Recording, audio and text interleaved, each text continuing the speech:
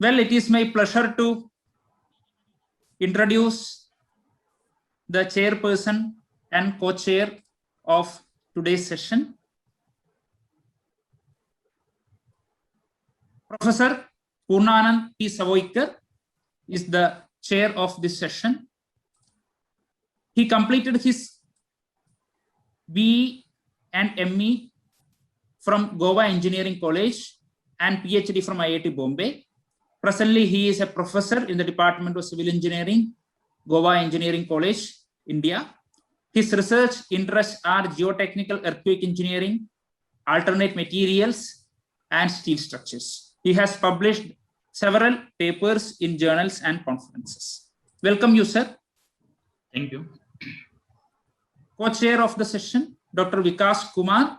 He is presently a faculty in Civil Engineering Department at Central University of Haryana, and his research areas are soil stabilization and artificial intelligence, and he has published more than 10 papers in journals as well as in the conferences. Welcome, Dr. Vikas. Thank you, sir. Thank you very much. And I am very honored to be a part of this conference.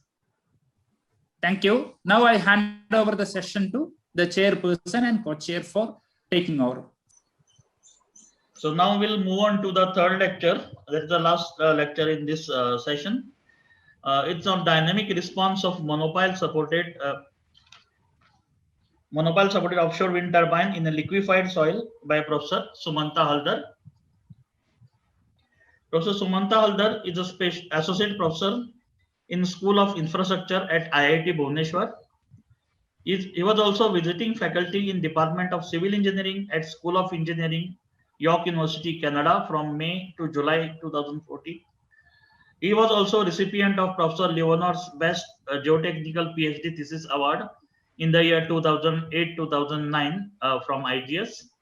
He is having to his credit over 50 research papers in various technical journals and conference proceedings, and he has also won several research awards. It's our pleasure to have you here, Professor Sumanta, sir. Thank you, Dr. Savoykar, for giving me the opportunity to share research work. So let me share my slide.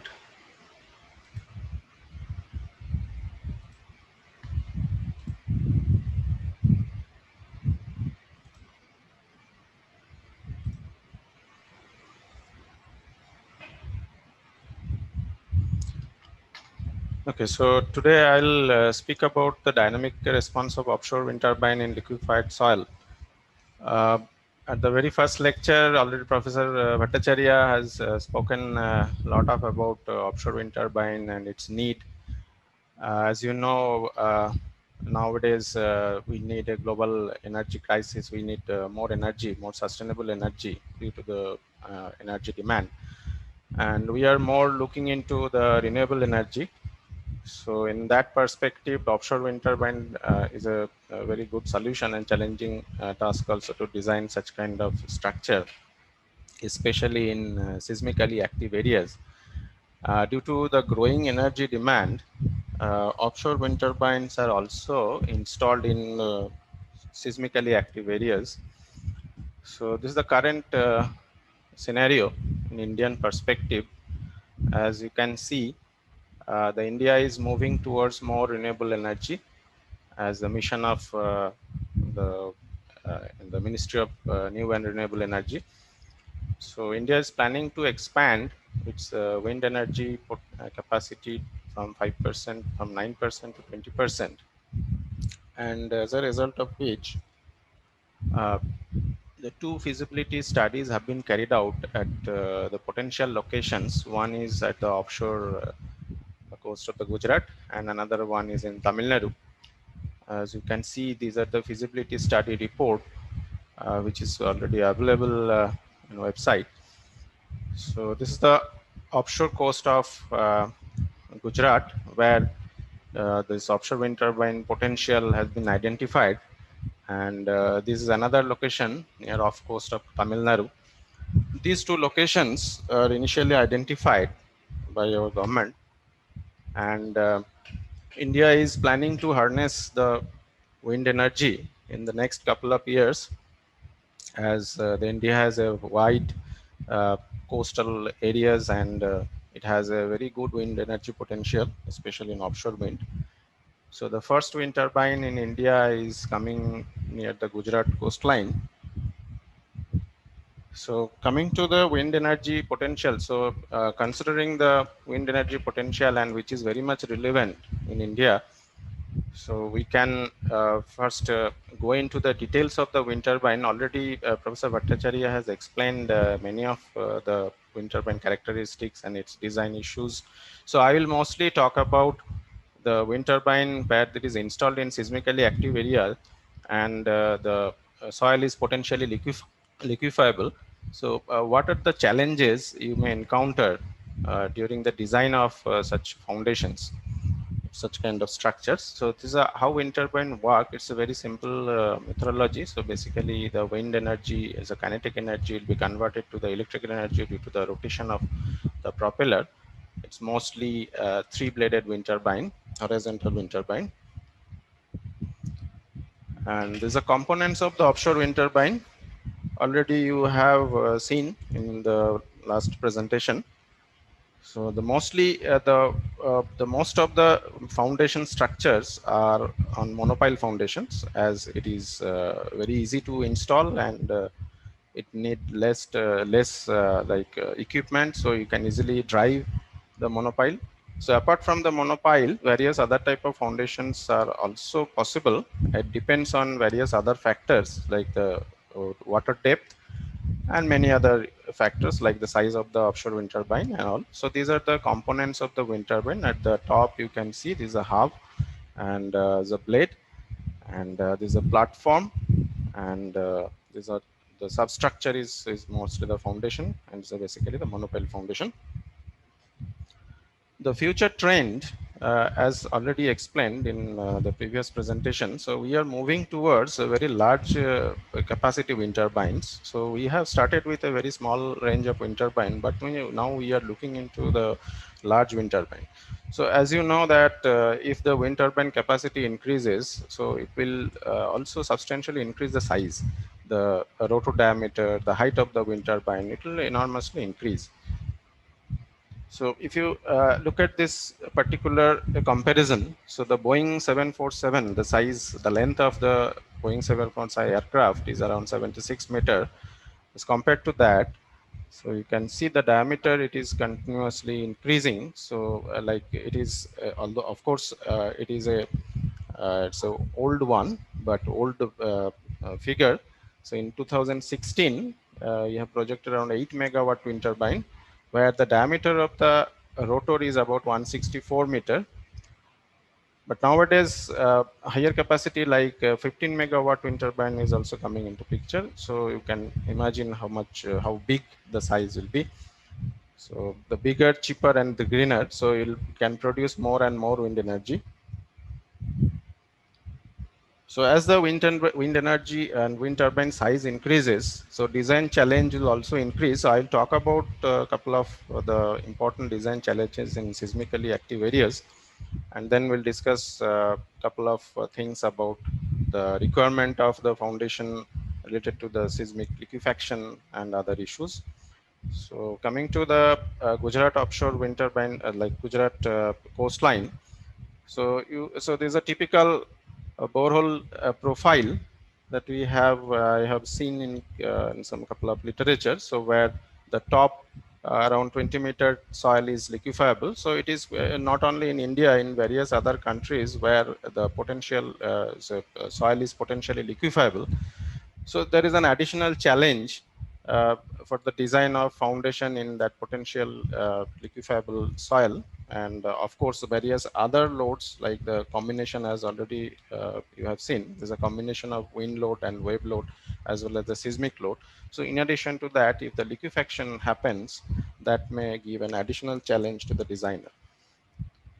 So these are the a couple of things, the common things which is already explained. So I'll not talk about much about these loads on the wind turbine, as we know that the wind turbine, it can have several type of load components. Like the hub height, it can have the thrust load, and at the tower, the tower drag will act on the tower side, and similarly the wave load is also acting at the mean sea level.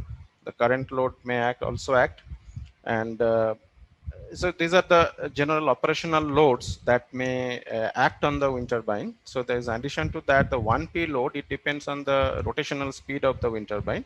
So it is more or less, it's a mass imbalance. So due to the mass imbalance of the blade, wind turbine blade, the 1P load in general, they act in side to side direction. Another type of load is called the 3P loading, or it is due to the tower shadowing effect. So when the blade is rotating, so the blade is covering the wind turbine tower, and because of that, because of the shading effect, so it is basically the frequency of the load will be 3 times of its operational frequency. And the 3P load and the hub load, that these loads can be estimated based on the thrust calculation. So look at this diagram. So it's a wind speed, it depends on the wind speed. So there's a maximum thrust position, so where you can consider this maximum thrust force which will act on the offshore wind turbine, and that need to be considered for the wind load calculation. Similarly, the wave load may also act, which is dynamic in nature, and in general, various theories, wave theories are applicable for different type of water depth. So for turbulency, for different type of at different water depth, you can apply different type of your wave equations, and you can find out the wave loading. So I'm not going into the detail of the wave load calculation. So these are the typical loading pattern. So this is a typical 1P load pattern, is a kind of cyclic load, harmonic load, as well as a 3P load is a one-way cyclic load, and the wave load.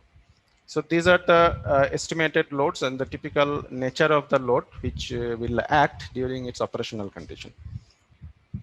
In addition to that, in case of seismically active areas, we need to consider the seismic load. I will come to that. So in general, the design approaches are mostly 3 types. The first of all, the first natural frequency of the entire system, offshore wind turbine system, if it falls within the range of 1P frequency and the 3P frequency, so it is defined as a soft design. And when your natural frequency of the offshore wind turbine, it is below the 3P frequency and 1P frequency, it is called the soft-steep design. So it is in between. It is called the soft-steep design. So when it is falling below the 1P frequency and 3P frequency, it is called soft design. And when it is above 1P and 3P frequency, it is called the steep design. So depending upon the natural frequency of the system, so this is the best possible design for an uncertain site. And when the natural frequency of the wind turbine is very close to 1P frequency, that is the best possible design for the strain hardening condition. As you know, for the strain hardening, maybe the stiffness improvement may take place. So the natural frequency may shift away from the 1P. And in case of strain softening site, this is the possible location for the offshore wind, for the natural frequency of the offshore wind turbine.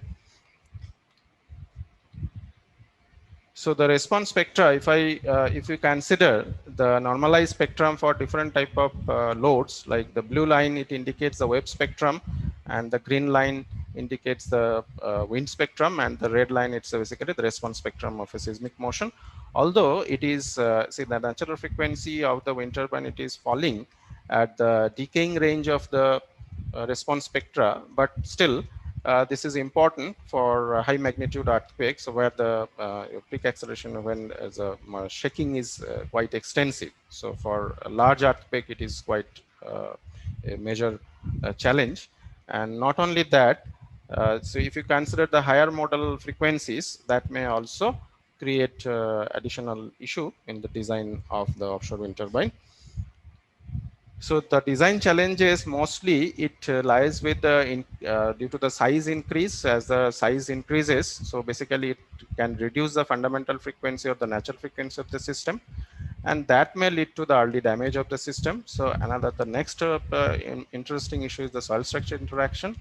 So ignoring SSI, it may lead to unsafe design of the structure and foundation. Already we have done a couple of studies on that.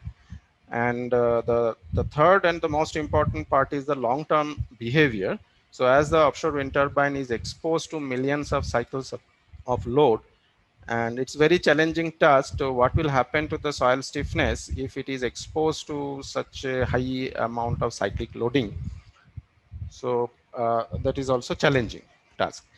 So the similar kind of figure already Professor Bhattacharya has already illustrated in his presentation. So just we have done some kind of study. So like in case of liquefiable soil, so the tilt may be like abnormal, so abnormally high due to the increasing depth of liquefaction. So these are the limit of warranty as already explained. So it depends on the serviceability criteria. So the various codes that stipulate some limiting tilt of the offshore wind turbine. And depending on that, we can decide upon the size of the foundation and the length of the foundation. So if the depth of liquefaction increases, so that may lead to the instability of the foundation. The various seismic codes and guidelines. So actually we have very less number of detailed or comprehensive guideline available pertaining to the seismic design of offshore wind turbine. So there is a requirement of the development of a detailed seismic guideline for the offshore, especially for offshore wind turbine. So it is a quite a big challenge, and it's a novel task to develop a design guideline for seismic design of offshore wind turbine, especially for the liquefiable deposit. So these are the available guidelines that ISO and GL is a German code, and IEC code, and DNV code, and ISO codes. So nowhere a very detailed explanation of the offshore, the guideline on the liquefiable soil site is explained. So we have done some couple of studies. So here one interesting fact is, see the operational condition and the park condition. So these are the different load cases that we generally consider for the design of wind turbine under seismic loading. So in mostly the natural frequency of the offshore wind turbine is about 0.3 Hz.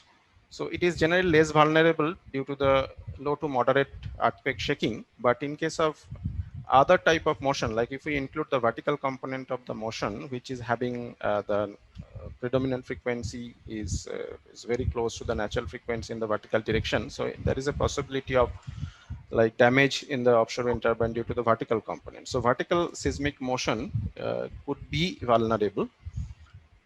Various other issues like the consequence of the liquefaction, I would like to show a couple of slides here.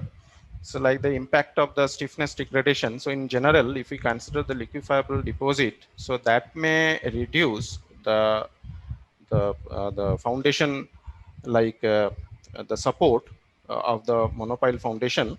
So which is basically, it may lead to change in mode of vibration. So if you go through this particular animation, you can see if the pile length is sufficient, especially for long pile, so the sway bending mode is initiated.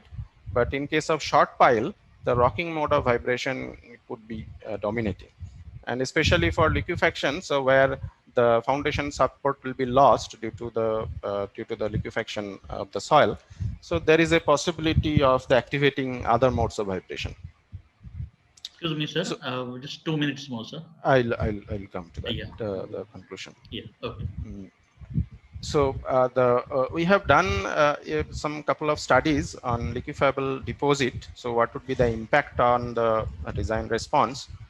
So this is a model that we have developed, the numerical model we have developed in OpenSys. It's a coupled model where the liquefiable soil deposit and the soil structure interaction both are incorporated, and it is coupled. So when the seismic motion is applied over here, so the some depth of liquefaction depending upon the soil type and the seismic motion, so the depth of liquefaction can be easily determined from the plane strain analysis. Due to this due to the seismic liquefaction, so there is a possibility of alteration of the ground response, and that will give an impact on the response of the interstructure. So that part we have already modeled in a coupled model developed in OpenSys. So this is a different seismic motions we have considered. So we have considered the 5 motions and their properties. So I will not go to the details of those each and individual motions. So coming to the response. So first of all, we have studied the depth of liquefactions, and we found that the sustained maximum acceleration is a better way of representing, or the rational representation of the damage during the seismic event rather than the peak acceleration. So what we have seen, the sustained maximum acceleration, it basically plays a major role in the depth of liquefaction calculation. And these are the different responses that we have obtained from the combination of the operational and seismic loading, of course, in presence of liquefaction for different depth of liquefaction. So H1 over H, it's a representation of the depth of liquefaction. It is in normalized form. So if the depth of liquefaction increases, definitely there is a possibility of chance of exceeding the limiting tilt. And what we have observed, the non-dimensional response, it is found to be more in case of park condition, because in case of park condition, the overall load magnitude is less. So if you compare with respect to its operational condition, so the amplification is more in case of park condition.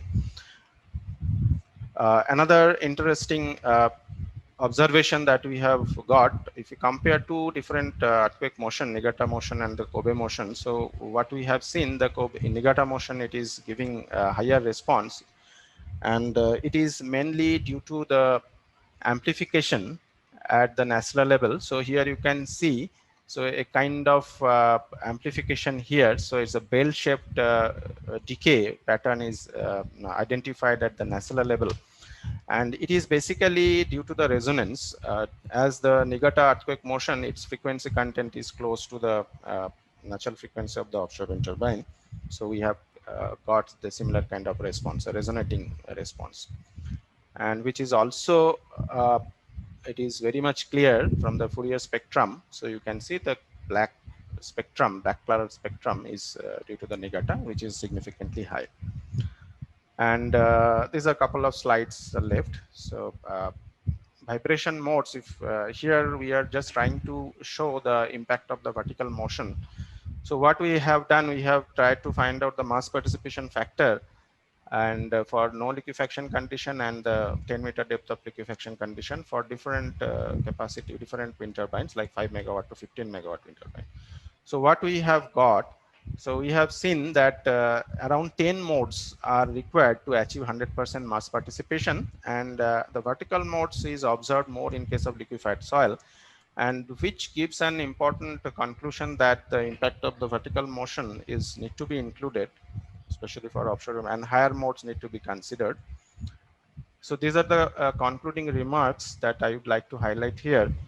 So here we have got some couple of interesting information, like especially in case of low to moderate earthquake loading, the operational condition, the wind and wave load is dominating, whereas where in case of large seismic event, the seismic load is dominating, so which will give a which need to be considered in case of the seismic design of offshore wind turbine.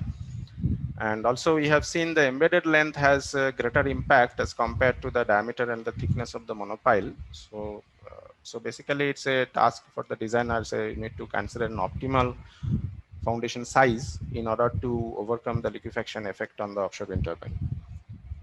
Thank you for your attention. Thank you very much, Professor Sumanta, and finishing it in time. Dr. Vikas, can you have quickly one question, please? Sir, I think there is no question in the question part. Okay.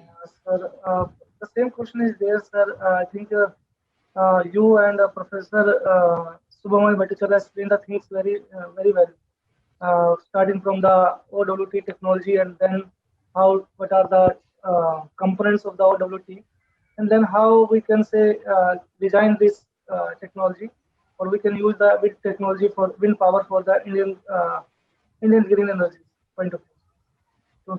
So thank you very much, sir, for this nice presentation. Thank you, Dr. Vikas. Thank you. Yeah, thank you, Shubhamay sir, Satyanarayan Reddy and Sumanta Haldar sir for an excellent presentations. We had a very good interactive session here. That is session number 29 of this conference, wherein the three interesting talks were presented on challenges in design and construction of offshore wind turbine foundations in seismic area by Professor Sumanta Shubhamay Bhattacharya, And then Satyanarayan Reddy presented on effect of shape of footing on coefficient of elastic uniform compression, wherein he discussed with the effects of fiber reinforcement on different types of soils. And Sumanta Haldar sir presented a nice talk on wind effect of dynamic response of monopile supported offshore wind turbine in liquefiable soils, wherein he has done detailed study of the detailed design aspects of the turbine and what are the, we can say, the responses in a liquefiable soil. So we had very excellent presentations here, and I thank all three speakers for delivering these excellent talks. Thank you very much. And now I hand over to the organizers because the session at 3:30 is starting already. Yeah, thank you very much.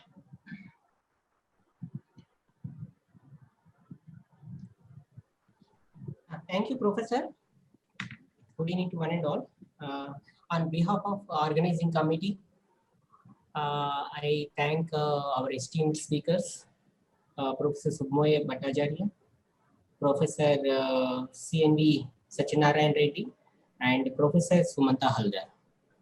And I also thank our chairs, Professor Poonanand and Dr. Vikas Kumar, for nicely conducting this session.